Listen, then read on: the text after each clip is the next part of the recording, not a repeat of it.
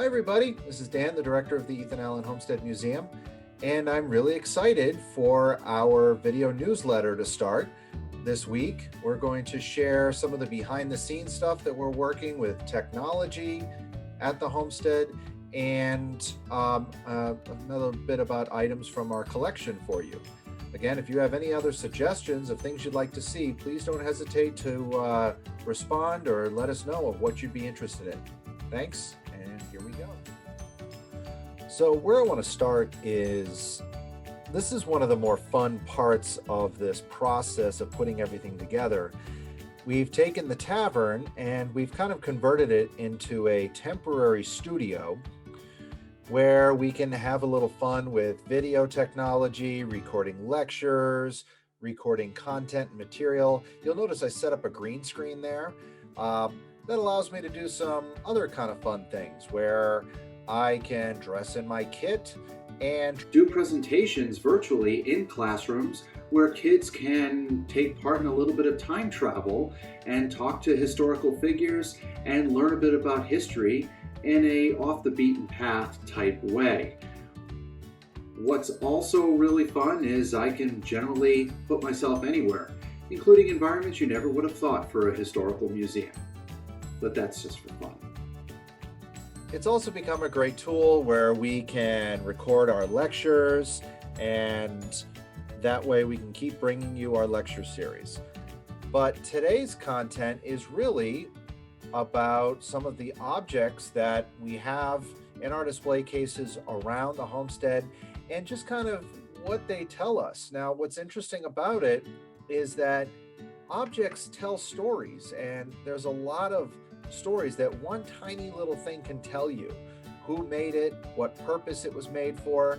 So what I'm showing you here are pipe fragments, and these pipe fragments were found at the homestead by archaeologists. They date to pre-1810, and they are made of pipe clay. Now, the fact that they are clay pipes means that they were considered relatively cheap.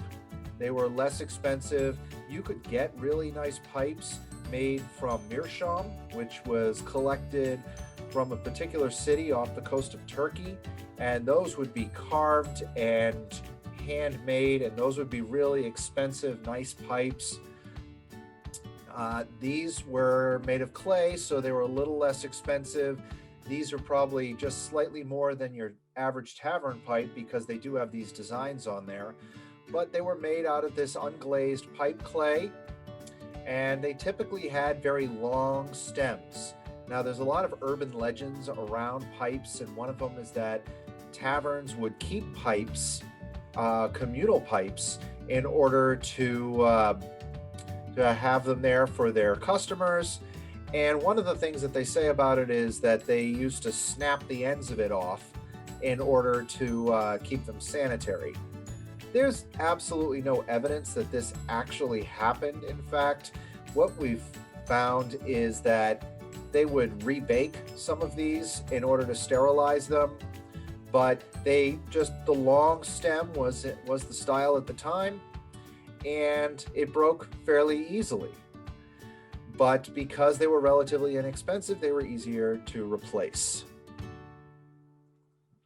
Here's another pipe fragment, also found at the homestead by archaeologists, again, made from pipe clay. So what did people smoke out of these pipes? They smoked tobacco. Tobacco is native to North America.